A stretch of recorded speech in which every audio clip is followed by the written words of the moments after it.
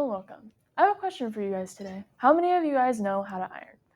Like I thought, not many of you.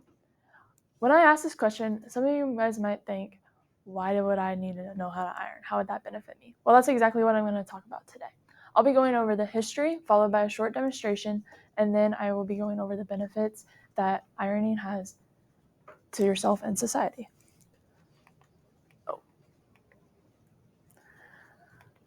The first iron appeared in Europe in the 1300s. At the time, it was called the flat iron.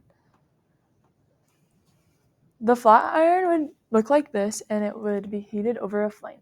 Whoever was using the flat iron would have to wear an insulated glove type so their hand wouldn't burn off because it was scorching hot.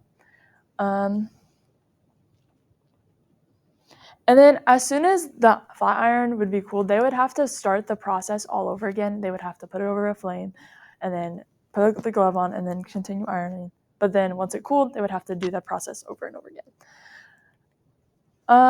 2 centuries after the flat iron, the box iron was created. It was made out of stainless steel and a handle. It looked like this. You would heat up like a coal or a brick or something, and you would put it inside this little box here. And then once that cooled, you would have to start that process all over again. But with the box iron, you did not have to wear an insulated glove because it wouldn't get as hot.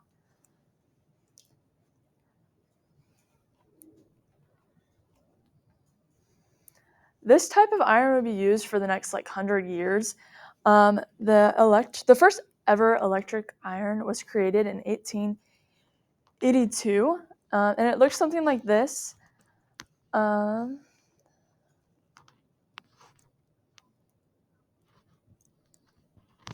This was created by Henry White, but it really started to become popular in the 1920s, when it just became better, some evolutions of it came around. There's a bunch of different styles, but here's what one looks like today. They're pretty, I bet you've seen one. So now that we've learned some history behind the iron, now we can learn about how to smooth out those wrinkles we all hate.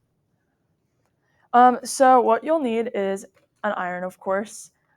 Some irons have this little pocket here that you can put water. It has a spray and steam option, but not all have those. So you might want a spray bottle, and this just helps to get out those really bad wrinkles. With steam in that just helps to get those wrinkles out. All right, so your first step is you want to set up your ironing board. We're just going to pretend this is my ironing board today because those are huge. So you'll need whatever piece of clothing or fabric that you are going to iron, and you want to lay it out like this on your ironing board. Now, you can use you can use water. It works just as well, but they also offer different sprays that just help get through that thicker fabric because it's not going to get through all of that. All right, so your first step is after you set up everything, you have your ironing board, you have your fabric, you want to plug in your iron. If yours does have the setting for water, you're going to want to put that in before you plug it in. And if your iron has that, you aren't going to need this.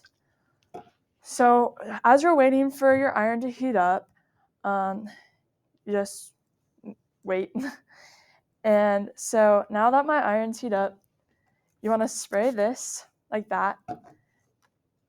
And then you'll take your heated iron, and you want to make sure your fabric is nice and flat so you don't cause more wrinkles. And you just want to glide it along the fabric.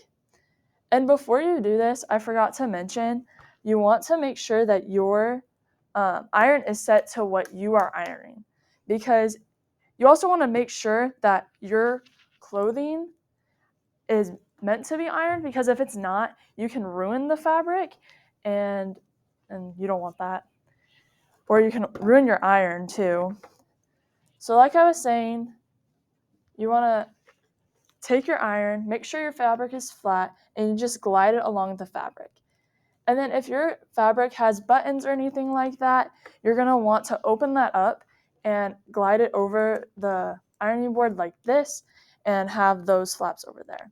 And to get the other flaps of the material, you can open it up and have it just laying like that and then go over it.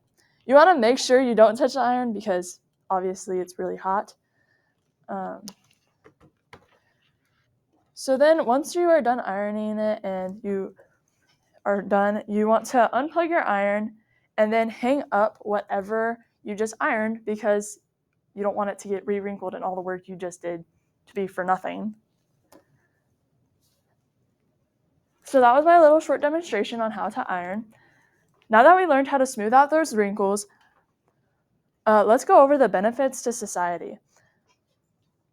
Iron can help both you and your clothes.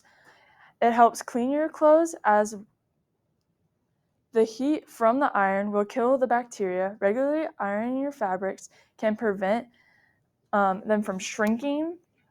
It can also help from any odd smells that might be in your clothes that your washer or dryer cannot get out. Especially when it comes to clothes, it can lead to you looking more professional going into an interview or something like that. In the end, you're going to have to iron something along the line. So knowing how to iron helps you save money and because you won't have to pay someone else to do it, and it's just a useful skill to have in general. So now that we went over the history, a short little demonstration, and the benefits it has to society, you now know how to iron, and now you know a little bit about it. So I hope you guys learned something from this, and yeah.